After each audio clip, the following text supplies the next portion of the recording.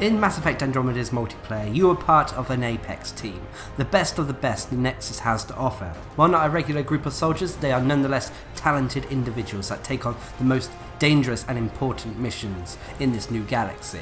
In this series, we are going to take a look at the various class builds for the various characters in the game's multiplayer. So with that in mind, I'm Darcblade, and let's take a look at our first Mass Effect Andromeda multiplayer character, the human Infiltrator. Now with this series there are going to be a few ground rules. Firstly, all the characters and footage you will see will be of rank 10 level 20 characters.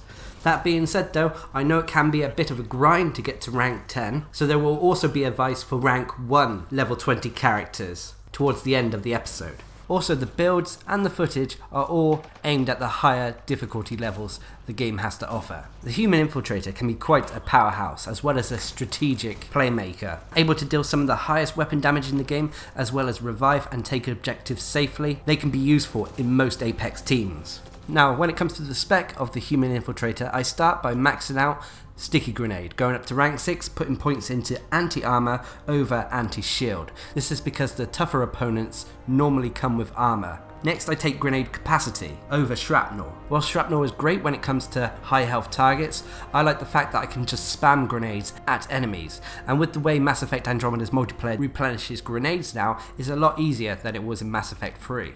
So you can easily keep your grenade supply high. Next I put points into Damage over Radius. This is because I want the grenades to deal as much damage as they possibly can, to give me as much burst damage potential. Next, going into Tactical Cloak, I maxed this out going up to rank 6, putting points into Combat Cloak over Escape Artist. This allows you to remain cloak and keep the damage bonus it provides to you for a short duration, rather than breaking instantly. This can provide a damage bonus to all your abilities as well as your weapon fire for a longer period. Escape Artist is a viable option, I just prefer Combat Cloak.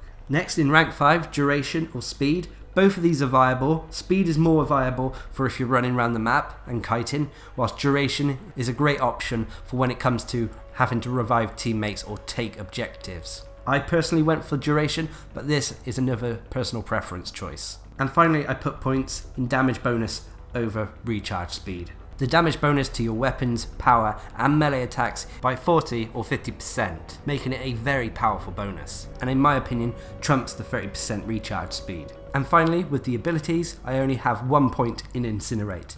Incinerate is still a great option, and if I was to put maximum points into it, I would probably put points into Detonator to enable Incinerate to detonate combos. In rank 5 I would probably go for Impact to give a 30% damage bonus to all targets hit, rather than Anti-Armor, which is a 50% damage increase to armored targets. And finally, with the human Infiltrator, I would put points into Burning over Radius. Whilst Radius can be great to set up a potential chain of fire explosions, the human Infiltrator has no way of actually activating his own fire explosions quick enough, and would instead have to rely on his teammates. But if you wanted to go for Incinerate, you would have to sacrifice points elsewhere. As for the passive skills, I max out Munitions Training, going up to rank 6, putting points into Precision over Sustained Fire, as I will be mainly sniping with this character, going for weak spots. In rank 5 I will go for Weapon Efficiency over Melee Synergy, because I rarely will be meleeing with this character. And finally, I will put points into Weapon Training over Power Augmentation, because I will not be relying on power damage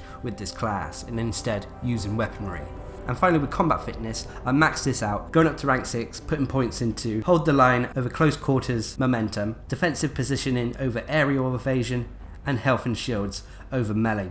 These should all provide great survivability for the harder difficulties in the game. Now as for weaponry, I would go for a semi-automatic sniper rifle. This is thanks to the Tactical Cloak's Combat Cloak, which enables you to keep that damage bonus on multiple shots.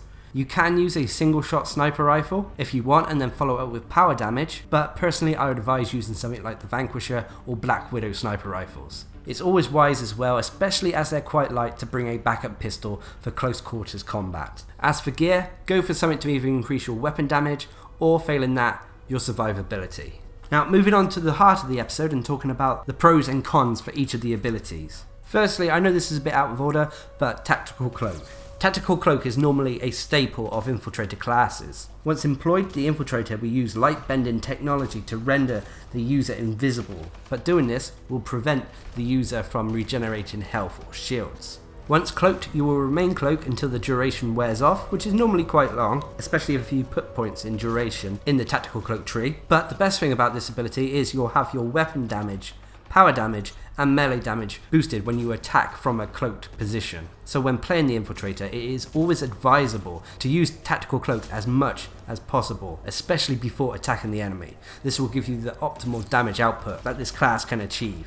The only trouble is that when you do attack, use an ability, shoot, or melee from your cloaked position, you will break the cloak, revealing yourself to the enemy once more. Now, whereas Tactical Cloak can be great for offensive capabilities, it also comes in handy for defensive maneuvers. For example, when you use Tactical Cloak, the enemy will lose sight of you. Whilst they're firing your general direction where you were, if you cloak in front of them, you can nonetheless use this to break aggro from them. This gives you opportunities to revive dead teammates, or to take objectives safely. The devices round is especially easy to do if you're an Infiltrator. The next ability available to the human Infiltrator is the Sticky Grenade.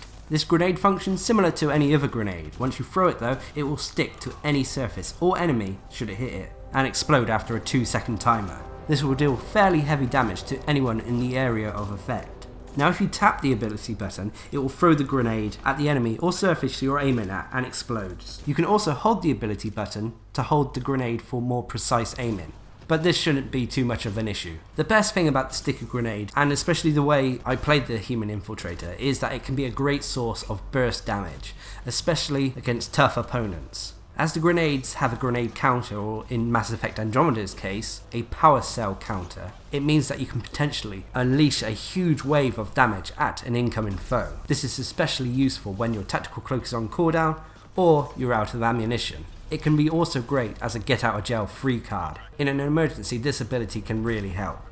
The biggest downside is again that it uses power cells, so you can run out of them, and go into the same ammo box over and over again. It means that eventually you won't be able to replenish them as quickly as normal. So with that in mind, maybe mix it up and go to different ammo boxes so you can get your grenades back all at once, multiple times. The third and final ability available to the human Infiltrator is Incinerate. This tech-based move has been a staple of the Mass Effect series, and it works pretty much the same as it did in previous games. Once the ability button is pressed, the human Infiltrator will fire a fiery projectile from his Omni tool at foes. This is a homing projectile as well, so you don't actually have to be precise with your aim in order for Incinerate to hit them. Once hit, the target will take an initial impact damage and then take burning damage over a short period of time. This damage is also increased against armoured opponents.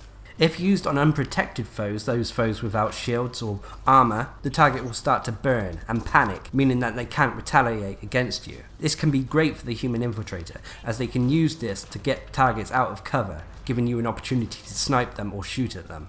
Incinerate can also be used as a primer for fire combos. However, the human Infiltrator has no real way of actually activating the combos himself, and will instead have to rely on teammates to detonate them with detonator abilities. You can augment Incinerate to be a detonator as well as a primer, so it enables you to detonate your teammates' combos, but by doing this you would have to sacrifice points elsewhere, which I'm not advising in this specific build. As for the passive mechanics that come with the human Infiltrator, they have a pretty standard dodge found on all the other Apex humans. Although when the human Infiltrator does dodge, he utilises his stealthing capabilities by cloaking himself with each dodge. This however gives him no real tactical advantage over any other dodge in the game. They also utilise an Omni Blade for their melee attacks, and come with average health and shields. Now if you don't have a rank 10 human Infiltrator character, you won't have as many ability points to spend on your build. With that in mind, try to focus on weapon damage as much as possible. So max out the munitions training, then go up to at least rank 4 in Tactical Cloak. Afterwards, it is probably wise to put points into increasing your health and shields, and then afterwards, if you have any points to spare, put them in either Incinerate or, my preference, Sticky Grenades. Where the human Infiltrator is at its best though, is when it's sniping with a decent weapon. This class is weapon based, and overall it's got to get its best use from using high impact semi-automatic sniper rifles. It does have good abilities, but the bonuses it gets from munitions training, as well as Tactical Cloak, means this guy can be a deadly weapon user in the multiplayer. Just remember, when playing this character, learn where the weak spots of your enemies are, and go for them as much as possible. Anyway, I've been Darcblade, bringing you my Mass Effect Andromeda Multiplayer class guide to the human Infiltrator. Hope you enjoyed the video, thanks for watching, Subscribe and like for more.